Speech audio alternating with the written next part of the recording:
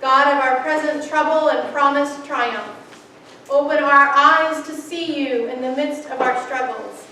Open our ears to hear your words of invitation and assurance. Open our minds to recall your wonderful works and miracles. Open our hearts to glory in your name and seek strength in your word. Through Jesus Christ our Lord. Amen. Well, we finally did it. We got out of Matthew chapter 13. But in doing so, we pick up this morning kind of in the middle of chapter 14, and it's really important that we are reminded what did happen in verses 1 through 21 of this wonderful chapter. And so, to set that context, remember Jesus, he'd been teaching about the kingdom, right? We finished with all of that. And then he gets a moment to pray. He found time to pray. And then there's a multitude of 5,000 people. Remember that story? And he feeds them with one little lunch basket. Remember that? Okay, so we need to set that up because it's really important that we remember Jesus had a chance to pray and he made this huge miracle happen. And we pick up here verse 22. He dismisses his disciples, so the 12 of those guys go get in the fishing boats and they start on the water.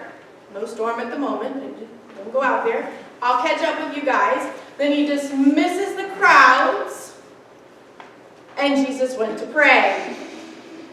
And another huge miracle happens. The man walks on water. Nobody else does that, okay? That's a Jesus thing. Why is it so important? I want us to understand that Jesus found time to pray, to reignite, reconnect, be re-energized, be re-strengthened, encourage, all of those things in his relationship with his Father. Then he is prepared to do whatever should come his way. Because who is it that freaks out when they got to feed 5,000 people with this little lunch basket? The disciples, not Jesus. Jesus is fully in the presence of his God. Even though the man got off his knees, he's okay. He is still in the presence and in the will of his Father. And he handles that beautifully. Right? And then we pick up this morning when we hear read about how he's going to walk on water. And when Jesus decides to start walking on water, because let's face it, it's really faster to walk on the water than to swim through a storm. Okay? I mean, he's being practical, right? But when he decides to do that, he is not afraid of the storm. He is, again, prayed up. He is ready to face whatever the storms may toss at him. So he doesn't get distracted by that because he's fully in the power of God. Now, I don't know about you, but I know there are times I get down on my knees and I spend time, I hope, in the presence of God. It certainly feels like I'm in the presence of God, and that prayer time is wonderful. And I feel so reassured and energized to go face the world, and you open the door, and life goes whoosh. I suddenly have lost what I just had. I'm not able. I wish I was. I wish so much that I was, but I'm not able to always stay in that peace and that serenity of God in the midst of all that life throws at us. And that's what happens now in this story when we pick up this morning. Jesus is able to do that, but Jesus is Jesus. But he's teaching us how we might better be able to do it. And that is, take time out and pray. Just be in the presence of our God. It's really important that we do that every day, and if possible, multiple times in the day. Now he's able to face what he has to do. So now we pick up, Jesus is walking on the water, and what do we hear? We hear the disciples, this group of men, out in their fishing boats. I mean, they've got to already be nervous because they're being battered by the waves. They can't control their boats. And then here comes a person walking on the water. Now let's face it, we think it was a ghost too, okay? I mean, who else walks on water? Or what else walks on water? That's not something you see.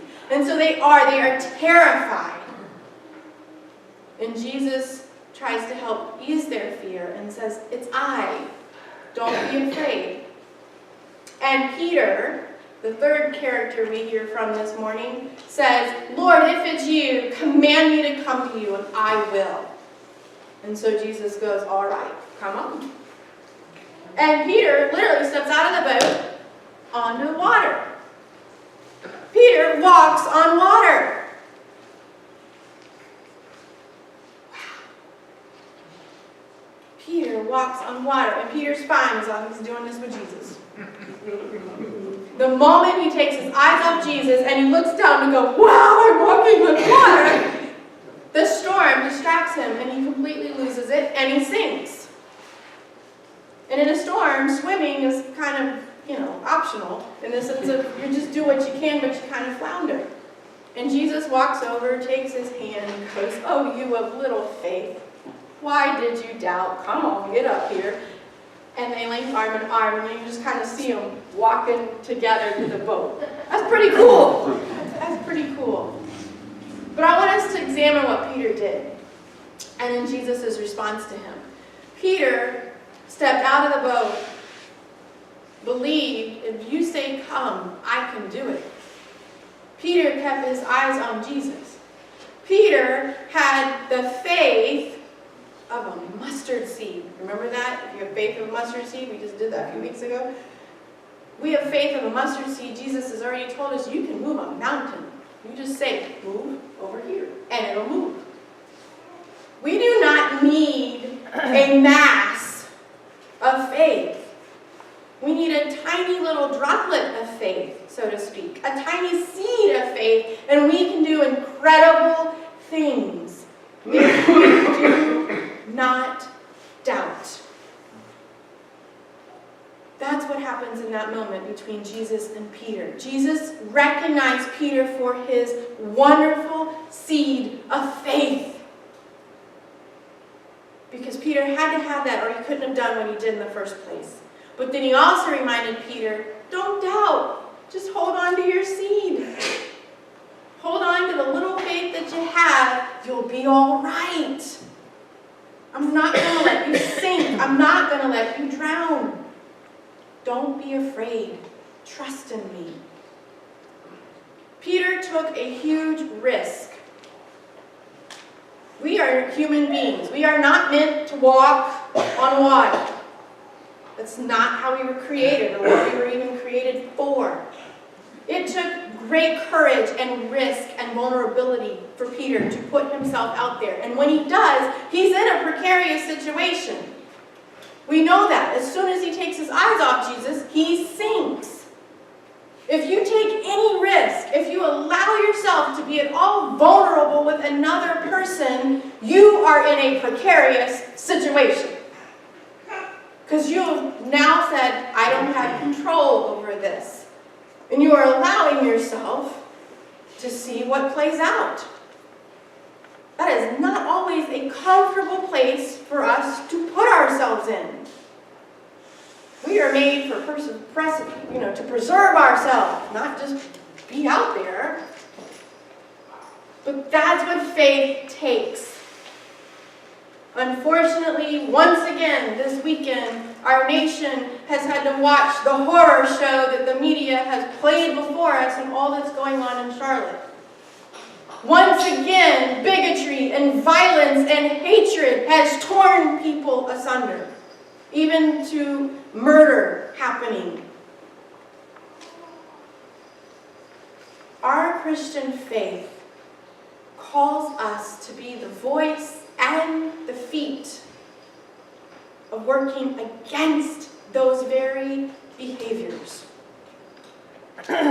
Jesus taught us we are to love one another. Even more so, love your enemy as the Father loves you. We're called to bring peace. We're called to bring the gospel of love and reconciliation. We're called to step out and be vulnerable and take the risk And it will put us in a very precarious and often dangerous place to stand. But it's not enough that we stay in our homes or in our church house of worship and pray. We do have to pray. Jesus showed us that. You must pray. And you got to be prayed up. But then we got to go out. We got to put our feet on the water, my friends. We got to be willing to figure out how are we going to feed a crowd of 5,000 with just a single lunch pail. How are we going to calm the storms that life keeps throwing at us and not allow those to be the distractions, but to keep our eyes on the message of Christ and of His gospel that we are called, we are demanded that we preach. And not just the preacher, but everyone who calls himself or herself a Christian, a follower of Christ. We must preach it with our mouth and with our hands and with our feet and embody the love and the peace that Jesus wants us to bring. He did not differentiate between the hungry mouths that were before Him when He fed the 5,000. He did not differentiate between the disciples. If all 12 of them had stood up and said, "Let us come to you, just tell us, come," all 12 could have gotten out of the boat. But Peter was the one who was willing to let his kernel of faith really guide him and drive him. And we need to follow in his footsteps in that example. And then what happened? Jesus and Peter walking back arm in arm to the boat on the water. What happens? Okay, nobody seemed to read that part. When they got into the boat, the wind ceased, the storm stopped, and those in the boat worshiped Him. What happens when we're able to be that way? It says community comes together in joy and in praise of God. Yes, truly, you are the Son of God. That just gives me goosebumps. Because that's what it's all about. We step out like Peter with our little kernel of faith, trusting Christ to do the thing that Jesus does. And then it brings people together in worship and in joy and in the peace that passes all understanding that God gives us. Amen? Amen. Let us pray and thank the Lord for that. Son of God, you walk on the waters of turmoil to meet us in the midst of your purposed journey for our lives. Help us to recognize your presence, to remember your promise, to rely on your power, and to receive your peace through every storm we face. Amen.